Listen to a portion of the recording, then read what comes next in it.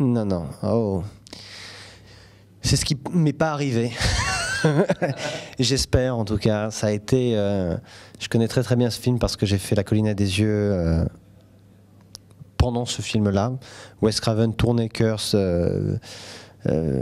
quasiment sur 2 ans où La Colline à des yeux s'est préparée. Il a dû retourner le film, je crois, quasiment 2 fois intégralement, plus des reshoots qui ont suivi. Ça a été l'horreur absolue. C'est, je pense, le film qui illustre le mieux ce que peut être l'enfer quand on travaille avec les Weinstein. Et ça t'a pas fait peur, ça ? Voilà, alors ce qui est drôle, c'est qu'à l'époque où ce film-là se faisait, où Curse était en train de se tourner, les Weinstein étaient le studio derrière La Colline des yeux, et qui nous ont planté un petit peu la veille de la prépa, et j'étais là sur ce tournage, j'étais à l'extérieur de l'ascenseur, là, avec Wes. C'est un bon extrait parce que j'étais exactement là pendant ce tournage-là de cette scène dans l'ascenseur, avec Greg. Et ils nous ont plantés. Et finalement, Fox nous a récupérés et on s'est dit à ce moment-là, mais jamais, jamais, jamais on ne retravaillera avec eux. Jamais. Et finalement, quand on aime un scénario, quand on aime un sujet, et j'ai aimé le scénario de Piranha bien avant que les Bob et Harvey fassent acquisition des droits, et ben, quand on te le repropose, tu réfléchis, tu dis, bah, finalement, ils sont pas si terribles que ça, et puis on t'explique que finalement ça a changé, qu'il y a des gens maintenant qui sont là, qui ont évolué, qui ont compris, puis tu as Bob Weinstein qui t'appelle et qui te dit, écoute, franchement, j'ai perdu 100 millions de dollars avec La Colline à des yeux, je vais pas faire 2 fois la même connerie. Donc, tu as tout un discours comme ça où on te déroule le tapis rouge, on te dit, voilà, fais ce que tu veux. Et c'est vrai, il y a eu beaucoup de discussions sur le scénario, mais j'ai obtenu ce que je voulais. J'ai eu ce que je voulais sur le tournage. J'ai pas vu une personne du studio pendant tout le tournage.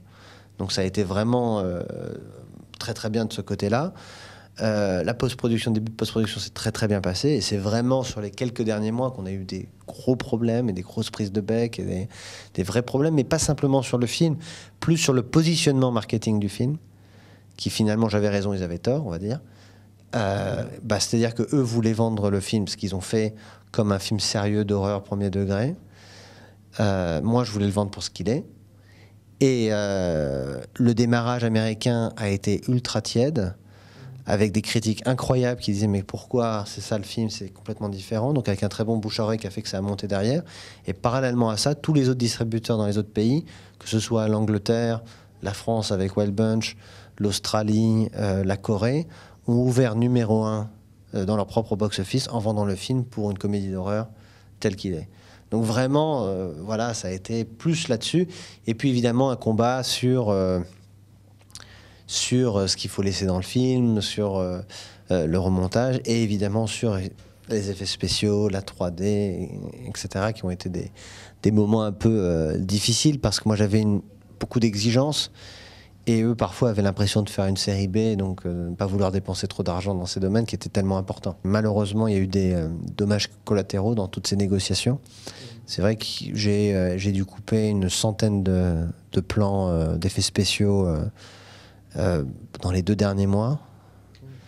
Et donc c'est vrai que quand tu as des scènes qui sont ultra beaucoup plus violentes, beaucoup plus dures, où finalement il y a un vrai changement de ton c'est pas vraiment dans le massacre finalement que ça s'est passé, c'est plus dans la scène de la grotte sous-marine, plus dans la scène d'ouverture où il y avait vraiment des choses très fortes, très dures justement pour augmenter ce changement de ton. Il a fallu les perdre. Bon, sur tous les films, il faut couper des effets spéciaux. Hein. C'est toujours comme ça. Mais là, il y en a eu énormément. Et puis, ils n'ont pas, je pense, dépensé dans les bonnes compagnies d'effets spéciaux. On s'est retrouvé vraiment avec des tocards pour faire certains effets. Donc, c'était moi qui me retrouvais à passer mes nuits et mes week-ends à diriger des effets spéciaux. Ce que je fais pas. Je connais pas. Moi, je suis pas, tu vois, je suis pas un mec d'effets spéciaux. Moi, j'aime donner un avis parce que ça a l'air réel, pas réel, mais de là aller faire de l'animation de Piranha et voilà, c'était un peu compliqué, mais j'ai beaucoup appris. Et puis évidemment la 3D, c'est-à-dire que la 3D elle est bien, elle est je vais dire à 60% de ce que je voulais, mais pour moi il me manque on a ces 10 moments, 15 moments qui sortent un peu de l'écran. Moi il me manque les 30 que j'avais prévus qui sont pas là. Et ça, c'est vraiment des discussions avec eux où finalement, c'est tout ça pour faire des économies. Ouais. Donc, Voilà. du coup, c'était à refaire. Et on en parle, vu qu'ils ont annoncé, ils ont confirmé la suite. Ça dépend du scénario, ça dépend du budget. Il y a des choses que, évidemment, je ne validerai pas tout de suite. On verra. A priori, c'est difficile de travailler avec eux, mais en même temps, il y a quand même des avantages. Je vais quand même pas cracher dans la soupe. Avec un autre studio, j'aurais jamais eu Christopher Lloyd, j'aurais jamais eu Richard Dreyfuss, j'aurais jamais eu Ving Rhames, j'aurais jamais eu tous ces acteurs-là. Avec un autre studio, j'aurais eu... c'est-à-dire que quand ils aiment une idée, ils vont pousser pour cette idée. Et ils vont faire des choses délirantes pour avoir cette idée parce qu'ils prennent jamais non pour une réponse. Ils sont un peu malades, quoi. Je veux dire, juste pour finir là-dessus, le film est vraiment, je suis content du film aujourd'hui tel qu'il est, même si j'aurais pu évidemment arranger, parce qu'un film, tu travailles dessus non-stop jusqu'à ce qu'on te le retire un peu des mains.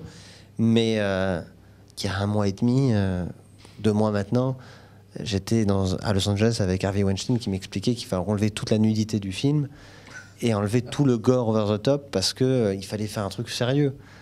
Et qui était en train de me proposer un montage où on allait couper 20 minutes encore dans ce film-là. Voilà, donc on est quand même dans ces zones-là. Et Curse, c'est exactement l'illustration de ça. Moi, je me souviens de 10 jours avant la sortie du film, Wes Craven qui me dit ils ont décidé de faire un PG-13. Alors que le film, il est R.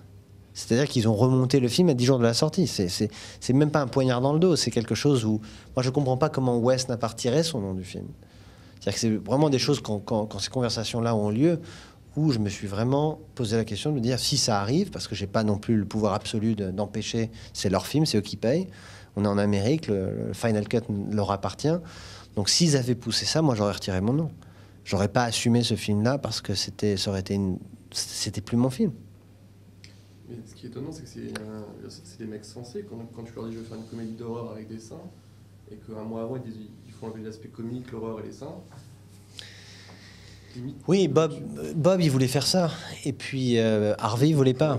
Enfin, non, c'est-à-dire que Bob, il a compris le film. Bob, il a compris, il a toujours adoré le personnage de Jerry O'Connell et son pénis. Il a toujours adoré toutes ces scènes un peu gore. Et c'est son frère et c'est Shakespeare in Love qui lui, ne comprend pas. C'est-à-dire que je me souviens la première fois qu'il a vu le film, il a fait mais je croyais qu'on faisait les Dents de la Mer. Je pensais pas qu'on faisait les Dents de la Mer revues par American Pie.